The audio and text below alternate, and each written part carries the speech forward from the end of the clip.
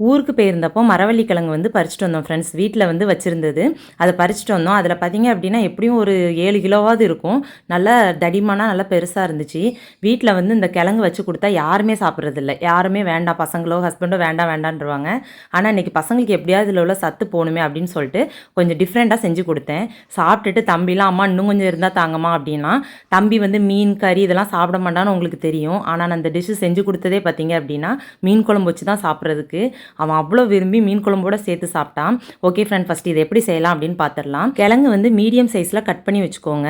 அது கூட வந்து கொஞ்சமாக தண்ணி சேர்த்துட்டு கொஞ்சமாக மஞ்சள் தூள், கொஞ்சம் உப்பு இதை சேர்த்து குக்கரில் வந்து ஒரு 4 விசில் விட்டு எடுத்துக்கோங்க.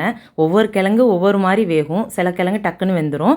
மேக்ஸிமம் எல்லா கிழங்குக்குமே ஒரு 4 விசில் வச்சா கரெக்டாக இருக்கும். கிழங்கு வேகிறதுக்குள்ளே ஹஸ்பண்டுக்கு வந்து டீ போட்டுடலாம் அப்படின்ட்டு தான் டீ ரெடி பண்ணிகிட்டு இருக்கேன். அவங்களுக்கு டீ போட்டு கொடுத்துட்டு அடுத்த வேலையை அப்படி கண்டினியூ பண்ணிடலாம் அப்படின்னு. இதுக்கு மசாலா வந்து மெயினான பொருட்கள் என்னென்னு ஃபஸ்ட்டு பார்த்துடலாம் ஃப்ரெண்ட்ஸ். கொஞ்சமாக ஜீரகம், சின்ன துண்டு தேங்காய், பச்சை மிளகா, பூண்டு, கருவேப்பிலை இது எல்லாமே மொத்தமாக போட்டு நம்ம வந்து பரபரப்பாக அரைச்சி வச்சுக்கணும். இப்போ அவியலுக்குலாம் நம்ம எப்படி அரைப்போம் அந்த மாதிரி தண்ணி ஊற்றாமல் அரைச்சி வச்சுக்கணும். கொஞ்சமாக சின்ன துண்டு புளியும் ஊற போட்டு வச்சுக்கோங்க. இப்போ கிழங்கு வந்து நல்லா வெந்ததுக்கப்புறம் அதை நல்லா மசிச்சு எடுத்துக்கோங்க. இந்த மாதிரி கீரை பருப்புலாம் மசிக்கிறதுக்கு நம்ம வீட்டில் வச்சுருப்போம்ல, அதை வச்சு நல்லா மசிச்சு எடுத்துக்கோங்க. இது வேணும் அப்படின்னா இதோட லிங்க் வந்து நான் வீடியோவில் கொடுக்குறேன், செக் பண்ணி பார்த்து வாங்கிக்கோங்க. நான் செஞ்சுக்கிட்டு இருக்கும் போதே பாப்பாவும் வந்து நான் செய்கிறேமா அப்படின்னா, பார்த்து பாப்பா கிழங்குக்கு வலிக்க போகுது அப்படின்னோடனே சிரிச்சுட்டே என்னை கொடுத்துட்டு போயிட்டா. அது குழந்தை தானே, அவளுக்கு அவ்வளோதான் செய்ய முடியலை.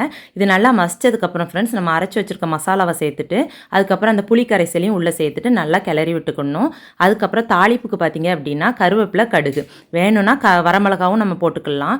தாளித்து இதோட சேர்த்துக்கிட வேண்டியதான்.